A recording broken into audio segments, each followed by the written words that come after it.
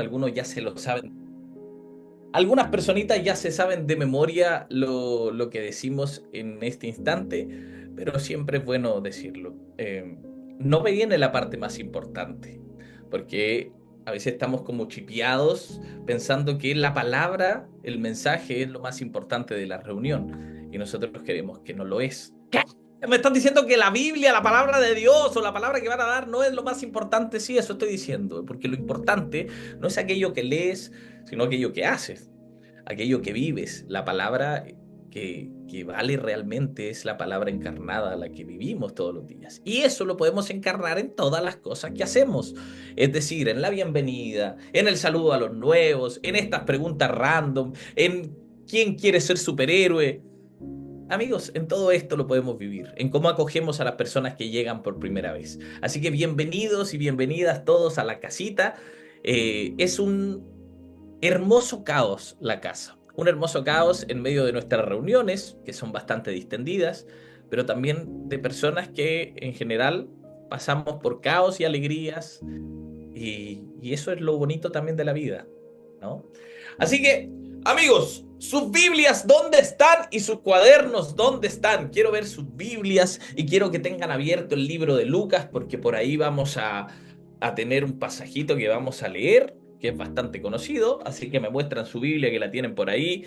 Tatito, antes de que sigan tomando esa bebida, Alexandra, te envidio totalmente. La Tatito, antes de que siga comiendo esa galleta, ¿dónde está su Biblia? ¡Te vi! Ahora, puedes reírte y mostrar, por ejemplo, la comida en la boca. Para mí no es ningún problema ni es falta de respeto. Ahora, para otras personas quizás sí, para mí no. Muy bien. Amigos, ¿ustedes vienen de iglesias tradicionales o no tan tradicionales? Díganme la verdad o asiéntanme así por último o alguien, uno se desbloquea el micrófono y dice, sí, venimos de iglesias tradicionales. Gloria a Dios, gloria a Dios, gloria a Dios para siempre, que será el Ninguna Señor. de las anteriores, Ninguna de las anteriores, Barbarita, ¿por qué? porque yo era una mujer mundana Muy bien. que O sea, muy abrazaba bien. árboles. Muy bien. O sea, está bien, está bien. Si no es, no es por, mira, no es por criticar.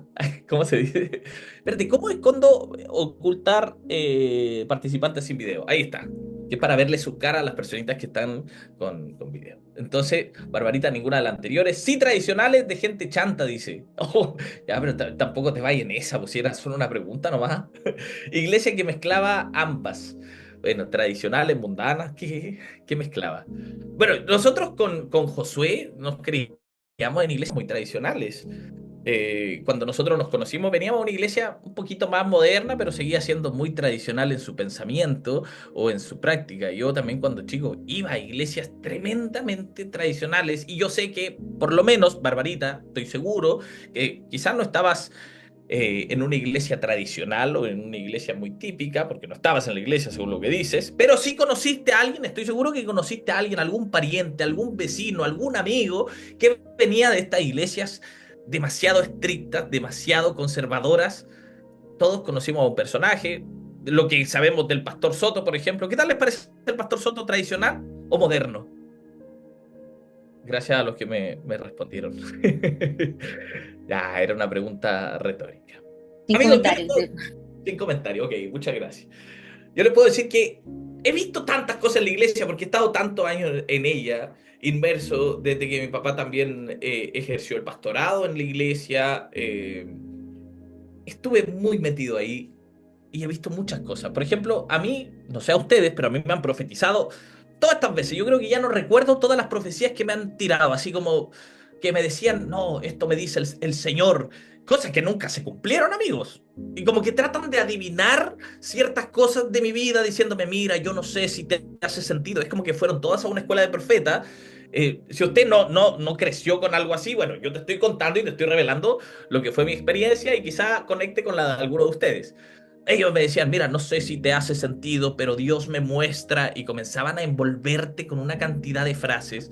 Y el típico, cuando se acercaban a ti y te decían al oído, Dios me dijo que te dijera y bla, bla, bla, bla. No, no, nunca les dijeron eso, nunca, alguien nunca se acercó a ustedes y de la viña no vas a estar hablando. No, no, hay muchas iglesias en las que viví eso. Nadie se acercó a ustedes y les dijo, mira, Dios me dijo que te dijera esto, o te digo esto de parte de Dios. ¿Les parece? raro o solo a mí me parece muy extraño eso? Porque lo que yo pienso no es que quiera invalidar que Dios les haya mostrado, dicho algo, no, pero siento que de alguna forma tratan de validar lo que ellos creen o lo que ellos sienten. Entonces, como es insuficiente lo que ellos creen y lo que ellos sienten, ponen estas palabras en boca de Dios. Porque ahí es como que da mayor autoridad. Dios me dijo. Pero creo que es mucho más honesto decirle a las personas, mira, he estado sintiendo en el último tiempo esto y quería decírtelo. Pero no, preferimos el buen Dios me dijo.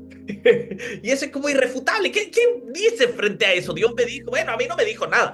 Hay personas más audaces que le han dicho así a una pareja. Por ejemplo, Dios me dijo y me mostró que vas a ser mi esposa. Bueno, ese, vaya piropo ese, ¿no? Pero no, yo tengo amigas que se lo han dicho. Dios me dijo que vas a ser mi esposa, que Dios te tiene preparada para mí. Y ella le dijo, mira, a mí Dios no me ha dicho nada.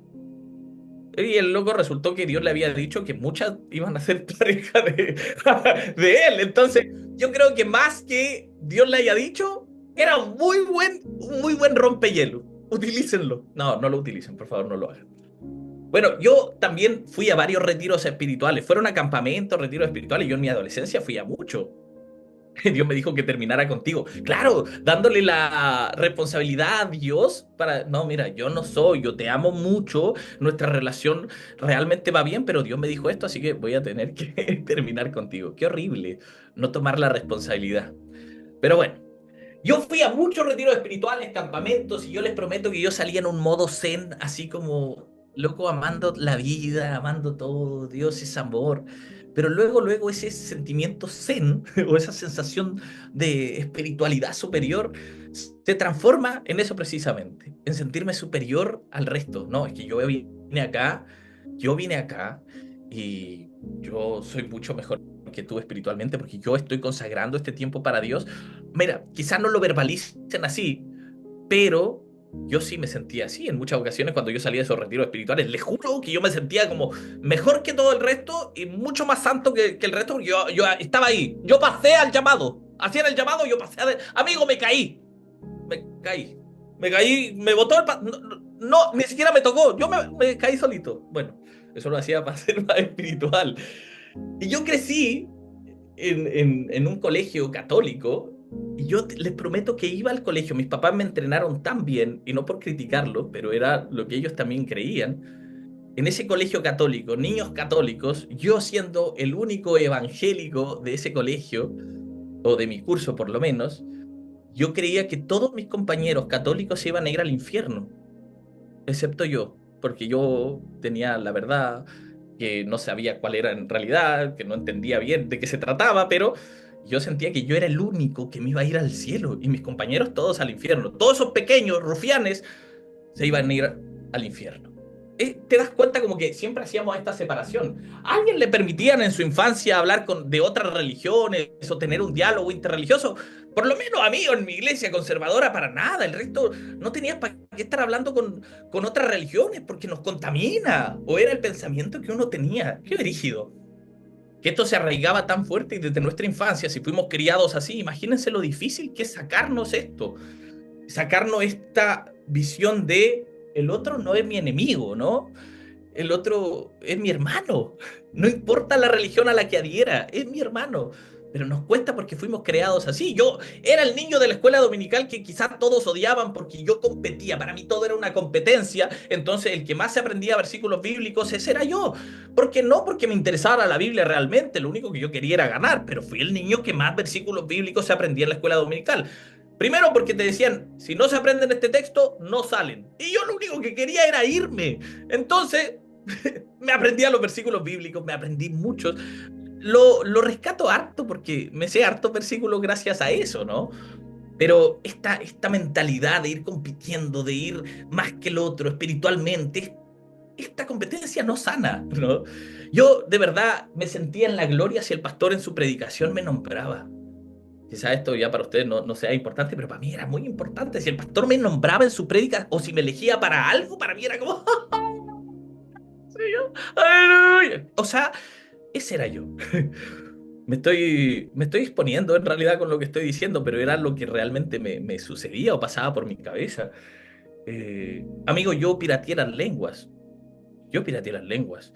En mi iglesia, era una iglesia pentecostal, nos decían que el que no hablaba en lenguas no era bautizado por el Espíritu Santo y prácticamente Dios no te iba a usar y tú no eras salvo. Eso era prácticamente una iglesia pentecostal. Quien no habla en lenguas es rarísimo. Entonces, ¿qué hacía yo para no sentirme menos, amigo? Comencé a inventarme las lenguas y comencé a hablar en lengua, y esto lo he contado en varias ocasiones, loco, y hablaba una lengua porque yo no quería ser menos, yo quería que Dios me utilice.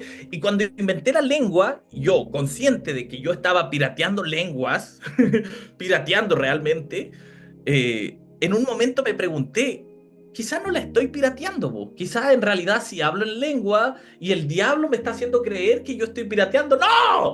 Era yo mismo tratando de autoconvencerme de que esas lenguas no eran piratas. ¿Se entiende? Porque yo no quería ser diferente al resto. Es más, yo quería ser mejor que el resto, sobre todo en temas espirituales. Eh, yo cerré mis ojos, levanté mis manos, porque todos lo hacían. También lo hice. No por el sentimiento, no, no, no. Yo me sentía presionado a levantar las manos y lo hacía. En volada, el problema de todas esas iglesias era yo. En volada, yo era el problema de la iglesia. De eso no me. Así que ahora que lo pienso bien, yo era el atado. Pero es que, chiquillo, yo me vi envuelto, no por justificarme, pero me vi envuelto en una presión no sana por ser espiritualmente aceptado, por ser santo, que empecé a fingir, empecé a esconder mis pecados. No quería mencionar que yo había iniciado mi vida sexual con la pareja que tenía en ese tiempo, porque me iban a bajar de la música y yo no quería verme expuesto al juicio público y era algo muy mal visto en la iglesia. Entonces yo decía, loco, no, empecé a esconder. Escondí que luchaba con pensamientos suicidas porque, loco, no quiero que la gente piense que yo tengo un demonio o que he vuelto a tener un demonio. Yo he contado en el podcast, conté que yo una vez me hice el endemoniado. Ya, yo conté en el podcast esto y me gustaría decirles con todo mi corazón, chiquillos, esto era una historia, para hacer una broma, para ser parte del programa que es de humor. Amigos, era verdad. Lo peor que le puedo decir es que sí era cierto, me hice el endemoniado y no una vez, dos veces, porque me sirvió para zafar. Imagínense, yo viví en una casa muy conservadora en el tema del cristianismo, mucho de lucha contra los demonios, nuestra lucha no es contra carne ni sangre, todo espiritual, todo satánico. Entonces, en medio de eso yo tuve una pelea y una discusión con mi papá, me acuerdo.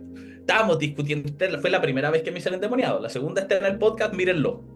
La primera vez que me hice el endemoniado, estaba en una discusión acalorada con mi papá y a mí se me ocurre en medio de esa discusión, empujar a mi papá. Y empujo a mi papá, un adolescente, 15, 16 años, empujé a mi papá. Loco, en ese momento, quizás las generaciones de ahora, los más jóvenes van a decir, ay, pero bueno, pucha, fue un arranque de ira. Tenía tu papá que controlarte, comprenderte, abrazarte. No sé cómo son ahora con esta crianza respetuosa. Mi papá, si algo tenía, era crianza irrespetuosa y está bien. Pero si yo había empujado, osado empujar a mi papá, yo era hombre muerto inmediatamente, amigos. Y yo lo sabía. Entonces yo empujé a mi papá y en ese momento dije, ¿qué estoy haciendo? Y alternativa uno era pedir perdón y esperar a que mi papá haga su chachazo y esperarlo, me lo merecía porque había faltado el respeto a mi papá. O alternativa dos, salvarme de ahí de alguna forma. ¿Y de qué forma encontré? Me hice el endemoniado. Comencé a cambiar la voz. Y yo comencé a cambiar la voz y comencé a hacerme el endemoniado. Porque yo dije, loco, de esta zafo porque zafo. Y fue así. Amigo, me salvé. Mi papá no me pegó. Gracias a Dios no me pegó esa vez. Pero me tuve que aguantar 3 horas de oración intensa, de reprender los demonios, que también me pasó lo mismo que en el otro caso. Me pasó exactamente lo mismo. ¿Será que en realidad yo estaba endemoniado? En volar yo estaba endemoniado de verdad y el diablo me anda queriendo hacer que yo me hice el endemoniado. No, era para salvarme. Hace poco dijo José. Entonces, todas estas cosas, porque era parte de la creencia de la iglesia, de sentirme superior al resto. El tema de hacerme el endemoniado no me hacía superior al resto, de hecho me hacía más bajo, entonces era un último recurso, amigo. Era el último recurso que podía tomar en ese tiempo. Entonces yo tampoco quería que en la iglesia, porque se supo en toda la iglesia que pasaba algo, si yo decía, loco, estoy lidiando con estos pensamientos suicidas, este loco tiene un demonio, yo no quería que la gente me viera así, porque era horrible. Ya me habían visto como endemoniado, imagínense, no, ahora se le metió otro demonio. No, no, terrible. Yo les aseguro que si ustedes trataron de ser de esas personas, de estas personas buenas, santas, y cumplir todos estos parámetros que la iglesia imponía, les apuesto que más de una vez no lo hicieron de corazón y fingieron esa espiritualidad. ¿Sí o no?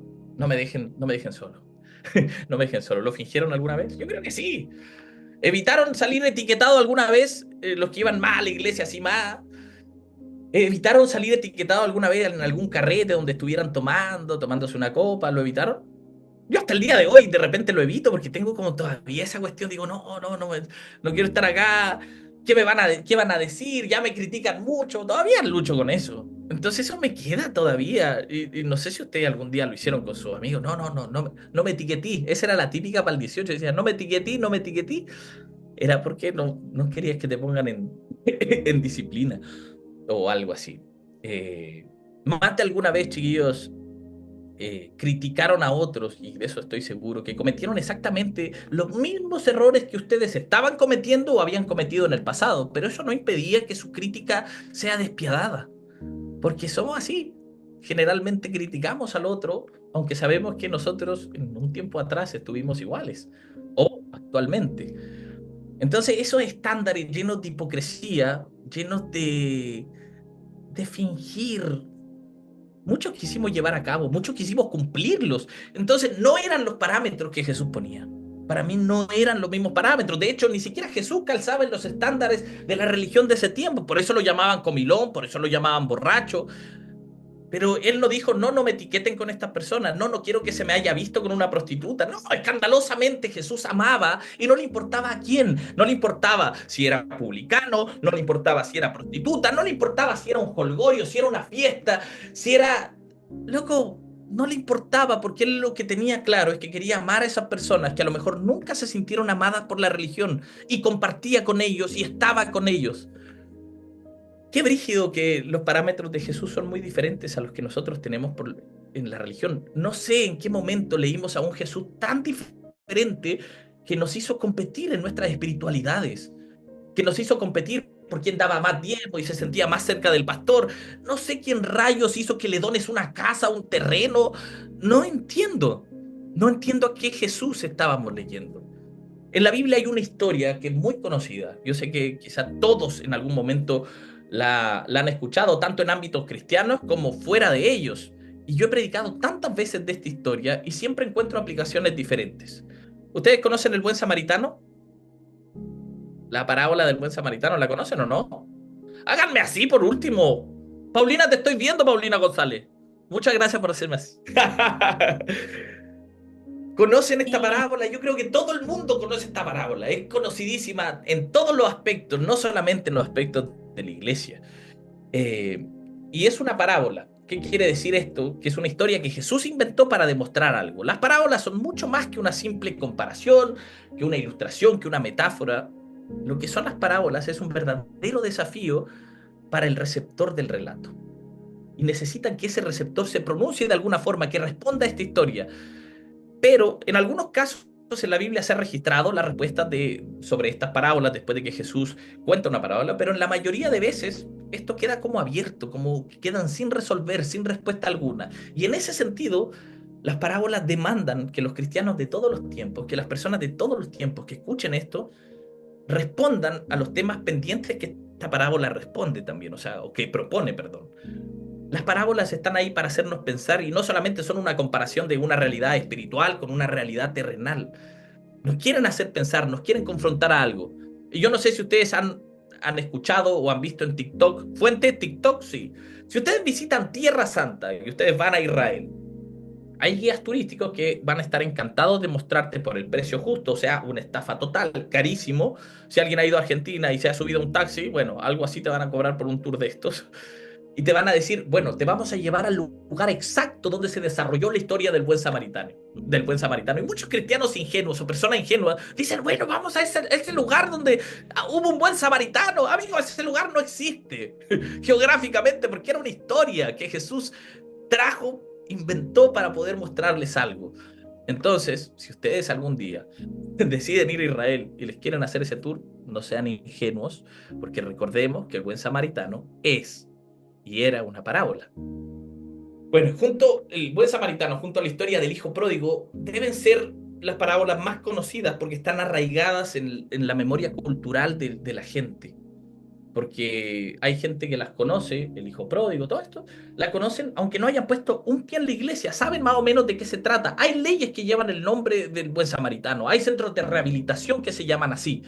Y por más feliz que uno pueda estar de que al menos una parte de la Biblia pueda ser parte de nuestra mitología cultural, de nuestra idiosincrasia, puede ser difícil entender o escuchar el verdadero poder del buen samaritano si ya estamos tan seguros de que conocemos esta historia. Si usted ya está tan seguro de que conoce esta historia, difícilmente alguien te va a poder sacar del significado que tú crees que tiene, que le van a dar. De hecho, nosotros la llamamos parábola del buen samaritano, como si ese fuera el nombre de esta historia. Pero en el texto original, chiquillo, la parábola nunca se llamó así. En el texto original no hay ese título, el título fue puesto posteriormente. Bueno, quizás sea brutalmente difícil escuchar esta parábola y saber o entender qué nos puede ofrecer, porque creemos que ya sabemos incluso cuál es la moraleja de esta parábola. La moraleja es, hay que ser bueno y hay que ser útil. ¿Y qué pasa si esa no es la moraleja? ¿Qué pasa si no? Así que vamos a leer el texto bíblico, vamos a ir rápidamente a Lucas 10, 25 al 37 y vamos a refrescar un poquito la memoria para los que han escuchado esta parábola y para los que no también. Vamos a ver si realmente entendimos, nos acordamos de esta parábola. Vamos a poner en memoria. Vamos a ver. Lucas 10 del 25 al 37. Díganme si lo tienen. Por último, díganme amén o algo así. Ah, ¿alguien lo tiene? ¿Alguien lo tiene? Muchas gracias, Ursulita. ¿Usted lo tiene? ¿Quién más? Lo tiene. Gracias. Entonces vamos a leerlo para que me sigan. Por si acaso, voy a estar leyendo la versión de la Reina Valera. El buen samaritano, sale el título gigante. Ya les dije, el original no tiene título. Pero bueno, y dice, y aquí un intérprete de la ley se levantó y dijo para probarle al maestro, ¿haciendo qué cosa heredaré la vida eterna? Buena pregunta. Él le dijo, ¿qué está escrito en la ley? ¿Cómo lees? A quien respondiendo dijo, amarás al Señor tu Dios con todo tu corazón y con toda tu alma y con todas tus fuerzas y con toda tu mente y a tu prójimo como a ti mismo. Esto ellos lo conocían de memoria porque el Shema lo repetían, Shema Israel, Hashem Eloheinu, Hashem Echad en hebreo. No estoy hablando en lenguas, ya no las pirateo actualmente. Y le dijo, bien has respondido, haz esto y vivirás. Pero él queriendo justificarse a sí mismo, dijo a Jesús, a ver, ¿quién es mi prójimo? Respondiendo Jesús dijo, un hombre, y atentos, que aquí viene la gran parábola del buen samaritano, y dijo, un hombre descendía de Jerusalén a Jericó. ¿A dónde? A Jericó. Bueno, gracias por los que responden. ¿Pueden responder por último, hacer el lip sync para yo verlos? Ok. Amén. No era amén, era Jericó. Esa era la pregunta. Pero gracias igual. Jericó. Gracias por eso, amén. Siempre, mira, un amén siempre está bien valorado. Entonces un hombre descendía de Jerusalén a Jericó y cayó en manos de ladrones, los cuales le despojaron e hirieron, e hiriéndole se fueron, dejándolo medio muerto. Básicamente le hicieron puede ser un portonazo, quizá, pero no había vehículo en ese tiempo, motochorro, no había moto, bueno, algo así. Entonces lo dejaron medio muerto y aconteció que descendió un sacerdote por aquel camino y viéndole pasó de largo. El sacerdote. Asimismo un levita, llegando cerca de aquel lugar y viéndole pasó de largo. Pero un samaritano que iba de camino, vino cerca de él y viéndole fue movido a misericordia y acercándose vendó sus heridas, echándoles aceite y vino, poniéndole en su cabalgadura, lo llevó al mesón y cuidó de él. Otro día, al partir, sacó 2 denarios y los dio al mesonero y le dijo, cuídamele, y todo lo que gastes de más, yo te lo pagaré cuando regrese. ¿Quién pues de estos tres? Le pregunta Jesús, ¿no? ¿Quién fue de estos tres te parece que fue el prójimo del que cayó en manos de los ladrones? Y él dijo, el que usó misericordia con él. Entonces Jesús le dijo, ve tú y haz lo mismo. ¿La conocían? Sí, la conocíamos. A ver, ¿qué título, y quiero escucharlos a ustedes, qué título le pondrían a esta parábola si no supiesen que se llama el buen samaritano? Pongámosle otro título, ¿les parece? No importa si el título no tiene nada que ver, quiero saber qué título le pondrían ustedes. Tres personitas que me lo digan, por favor, desbloquee su micrófono y dígala nomás. Estamos esperando, no me voy a mover de aquí sin que no me den un título. ¿Realmente somos cristianos? ¿Realmente somos cristianos? Ya. Siguiente título, muchas gracias. ¿Qué más? ¿Qué otro título le pondríamos? Yo le pondría quién es mi prójimo. ¿Quién es mi prójimo? Muy bien, muy bien. Noemí, por favor. Ahí habla. ¿Aló? ¡Aló!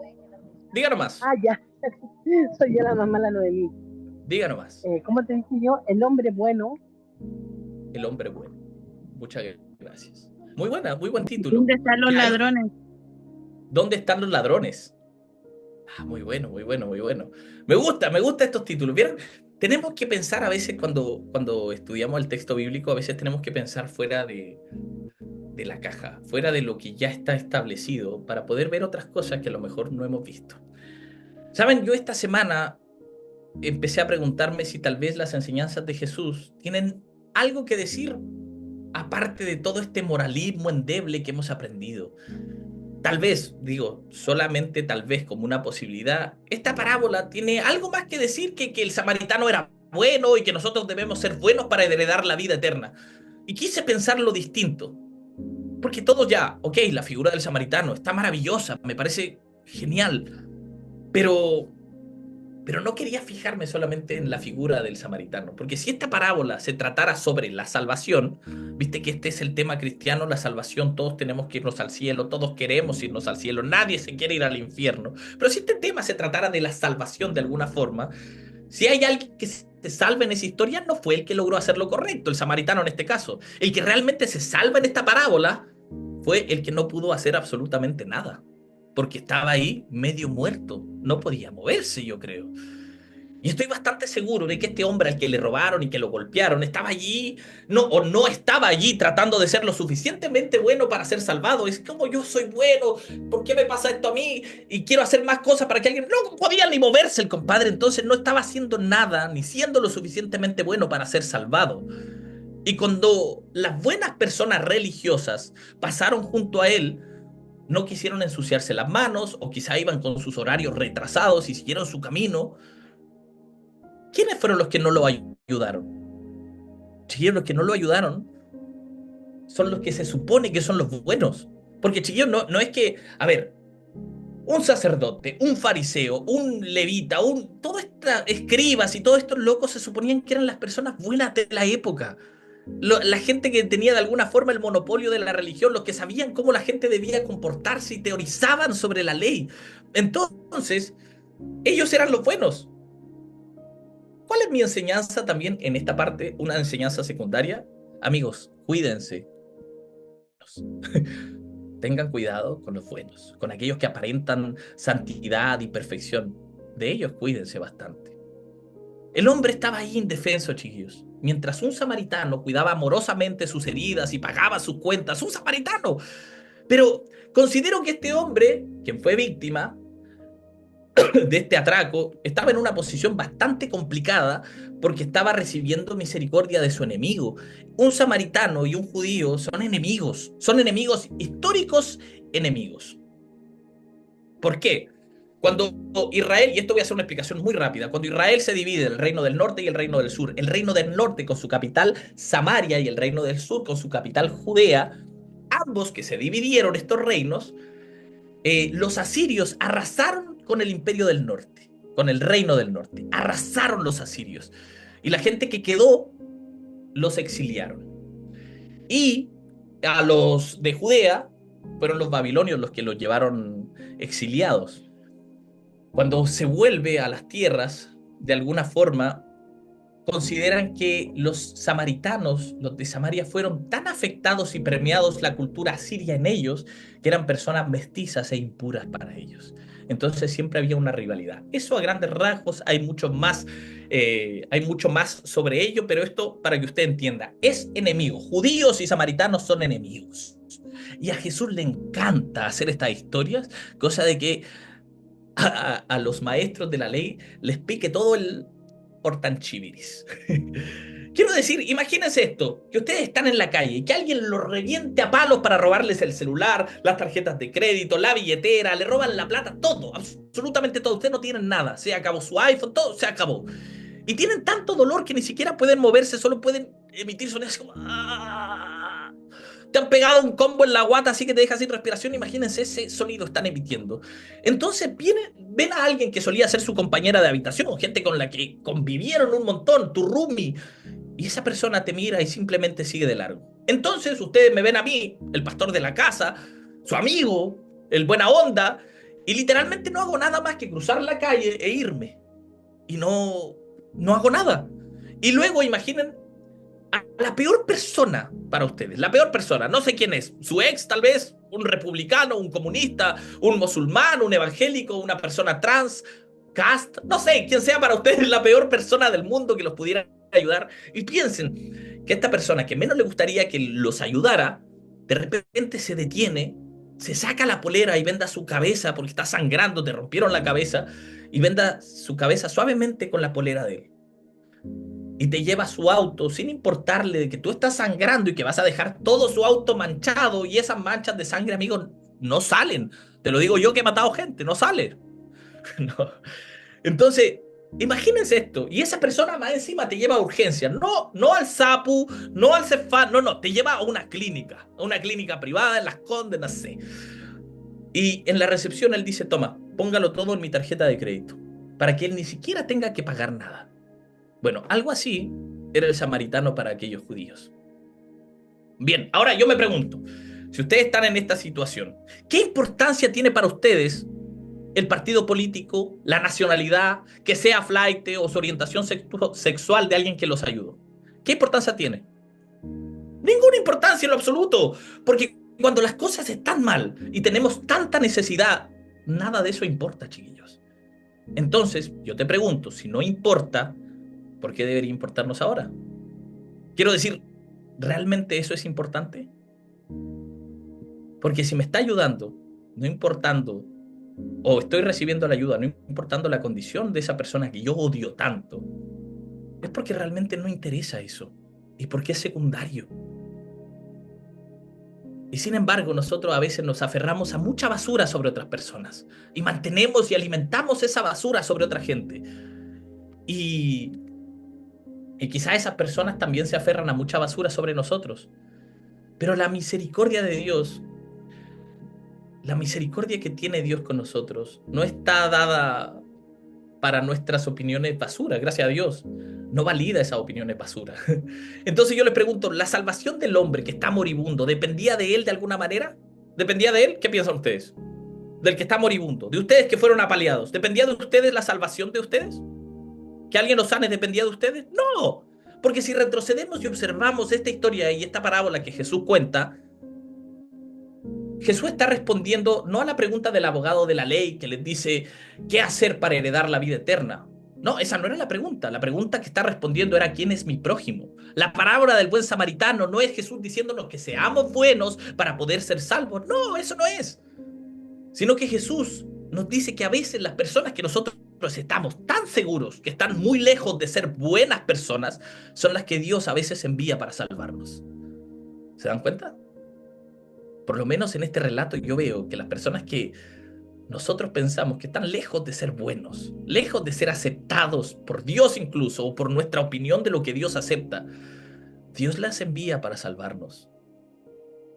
Quizá también para salvarnos de nuestros prejuicios, de nuestros juicios, de nuestra moralidad. Y somos nosotros los que quizá podemos mostrar bondades a los que piensan que somos basura. Y eso depende de nosotros también. Porque sinceramente tal vez Dios no le interese hacerte una mejor persona. Voy a tener cuidado con lo que digo aquí, pero escúchame bien, que ya estoy terminando. Tal vez Dios no le interese hacerte una mejor persona. Tal vez, solo tal vez, a Dios le interesa hacerte una nueva persona. Y eso es distinto. Porque ser mejores personas, ser mejores samaritanos, hacer el bien, también lo podemos hacer por nuestra cuenta, independiente de las motivaciones que podamos tener. Quizá hay personas que tienen ciertas motivaciones para hacer cosas y está bien, pero pueden ser buenos, de alguna forma buenos, solos. Pero para ser o convertirnos en personas nuevas sí necesitamos a Dios. Para convertirnos en personas nuevas necesitamos a Dios que ahogue diariamente nuestro viejo yo moribundo en esa tumba acuática del bautismo, que eso lo tomamos como un símbolo, y nos eleve a nuestra nueva vida. Para ser nuevas necesitamos tal vez a Dios que nos ofrezca un camino donde no hay caminos, por lo menos que nos dé esperanza de algo así. Convertirnos en nuevas personas. Es de lo que se trata todo este asunto de seguir a Jesús. Y en esta parábola vemos que a veces llega a través de ser robados. Robados de nuestra vergüenza, robados de nuestras opiniones sobre otras personas. Es como que Dios a veces nos cierra tanto el hocico, amigos. Robados de nuestras viejas ideas sobre nosotros mismos. Quizá ustedes estén ahí sentados en sus casas, escuchando este mensaje, riendo con este mensaje, durmiendo con este mensaje. No sé, no juzgo. Y están arraigados a ideas sobre ustedes mismos que están bastante desgastadas. Esas ideas que les cuesta para salir con su autoestima, para levantarse y tener buena autoestima. Yo espero que el Espíritu Santo pueda ayudarte a quitar todas esas ideas que tienes sobre ti mismo que están equivocadas. Y a veces, chiquillos, para convertirnos en nuevas personas, también tenemos que ser golpeados por la imposibilidad de la perfección, porque estos modelos de perfección que hemos tratado de permanecer o de hacerlos permanentes en nuestra iglesia no son sustentables porque no somos perfectos y porque la vamos a rejoder, no solo a joder, a rejoder. Entonces a veces tenemos que ser golpeados por la imposibilidad de la perfección, golpeados por la esclavitud del resentimiento y del victimismo al cual nos aferramos. Y a veces desde ese lugar donde somos vulnerables, porque estamos tirados en el piso sin poder estar a la altura de las circunstancias, sin poder hacer nada por nosotros mismos, sin poder justificarnos, sin poder elegir ninguna sanación, es que tu salvación se acerca en la forma que menos esperarías. Del vecino, del último recurso, de la persona. Entonces, a veces las personas que menos imaginamos nos han levantado y Dios utiliza a quien sea, a quien sea. No importa si es cristiano, no importa si va a la iglesia, yo les prometo que si Dios me ha hablado mucho, es a través de aquellas personas que ni siquiera creen en Dios. Y eso es un charchazo en el hocico para mí, para cerrármelo. Y en esta parábola, el que recibe nueva vida no es el que logró ser realmente tan bueno para merecer esta insignia de mérito, el samaritano. El que recibió nueva vida fue el que recibió verdadera misericordia, verdadera gracia. Y aquí está la cuestión. Hay un sacerdote franciscano, Richard Rohr, que dice, si una vez recibiste verdadera gracia, verdadera misericordia, si la recibiste de verdad, entonces ya no estás en la posición de decidir quiénes son los llamados merecedores y quiénes no. Nosotros no vamos a decidir nunca. Y me encanta predicar de la gracia de Dios. Les prometo que si hay un tema que me apasiona es este. Porque cuando hemos recibido gracia, nosotros desarrollamos compasión hacia cualquiera que también esté en necesidad de esa gracia, porque nosotros la recibimos y así es como funciona el reino de Dios. No es de los que aparentemente son buenos, sino de aquellos que siempre nos hemos sentido insuficientes, culpables. De eso sí es el reino de Dios. Porque el Dios es tan bacán que transforma historias tristes, pobres, en historias interesantes realmente. Esos capítulos en donde nos sentimos culpables en esta serie de la vida son solamente el capítulo de tensión para el desarrollo de lo siguiente. Y apuesto lo que sea, que ese samaritano, el de la historia, no era un simple buen tipo que le podían dar una insignia de mérito. Yo les apuesto lo que quieran, que era alguien que también había necesitado en algún momento ayuda y sabía lo que se sentía no tenerla. Entonces, como sabía lo que se sentía no tenerla, iba a hacer todo lo posible para que alguien no lo sintiera más. Tal vez él mismo, el samaritano, no lo sé, anteriormente había robado a alguien y no había recibido lo que había merecido. Entonces, quizá él hizo todo esto también por retribuir algo malo que hizo. Apuesto que esa explicación también puede ser cierta. Por ejemplo, a mí quizá que me gusta hacer reír, me gusta dibujar sonrisas en las personas, disfruto mucho eso, porque quizá también sé lo que es que esa tristeza te aborde tanto que a veces no encuentro motivos para reír. Y como sé eso, quiero hacer reír a las personas. Así, así es la buena noticia de Dios también.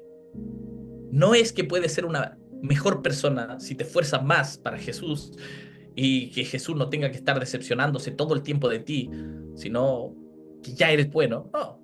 La buena noticia es que puedes ser una nueva persona, que de hecho Dios te está haciendo ahora mismo una nueva persona y espera que entiendas que Él está convirtiéndote en eso nuevo. Porque tal vez, y solo tal vez, Dios te está convirtiendo en una persona que ha experimentado tanta gracia que no puedes evitar acercarte a aquel que está siendo robado, que está siendo golpeado, aquel que está triste, que está derrotado, aquel que falló, aquel que la jodió, que la cagó, que se equivocó.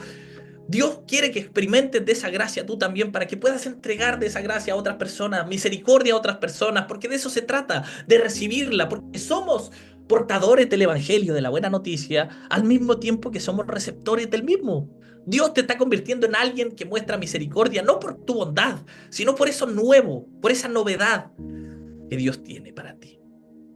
Y de las nuevas personas son de lo que se trata las mejores historias de Jesús, de esas nuevas personas. Y yo no puedo esperar, chiquillos, a escuchar cómo resulta la de ustedes. Porque quizá ahora están pateando la perra, quizá ahora están pasando por una mala temporada, están tristes, pero les aseguro que Dios se va a encargar de poner en su camino personas que ustedes menos se lo imaginan para poder mostrarles de esa gracia. No sé tú, pero yo, dice la canción, yo quiero vivir mi vida distinto, no como aquellos líderes religiosos de la época que preferían solo orar, asistir a la sinagoga, ser buenos, cumplir con las reglas, con las sagradas escrituras, mientras solo observo a distancia cómo el mundo de las personas se cae a pedazos. Yo no quiero ser así. Un pastor amigo decía, olvidarse que una vez fuiste samaritano, olvidarse que una vez fuiste leproso, olvidarse que una vez cometiste errores que te llevaron a la plaza pública de tu entorno, a esa plaza central para hacerte pebre de tu familia, por tu comunidad, por la gente, por las redes sociales, no sé. Y ahora te sientes en esa posición moral de cuestionar los errores de los demás, no solo habla de lo poco que aprendiste, sino de lo desagradecido que eres ante la gracia que te cubrió cuando nadie te prestó ropa en aquellos días de tristeza, de vergüenza. ¿Qué quiero decir con esto? ¿O cuál es el desafío para la casa que les traigo hoy?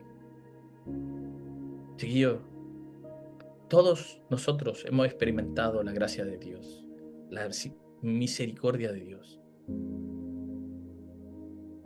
Y no solo se trata de las buenas acciones, sino de aquellas acciones que hacemos porque nos sentimos tan agradecidos con lo que Dios hizo con nosotros. Nos sentimos tan inmerecedores incluso de esta gracia que tenemos que ser así mismo con las otras personas, que no nos toca de otra. Por eso dice en respuesta a esto, y ama a tu prójimo como a ti mismo. Y ama a tu prójimo como a ti mismo, de la misma gracia, de la misma misericordia que tú recibiste, no por ser bueno, no por ser excelente, sino esa gracia que recibiste cuando estabas ahí tirado sin poder hacer nada, entrégala al otro. No preguntando a quién, no preguntando por qué, incluso aquellos que tengan una mala concepción de nosotros como personas, que piensen que somos basura, que nos critiquen tanto. Aquí en la iglesia se ha ido tanta gente y tanta gente ha vuelto.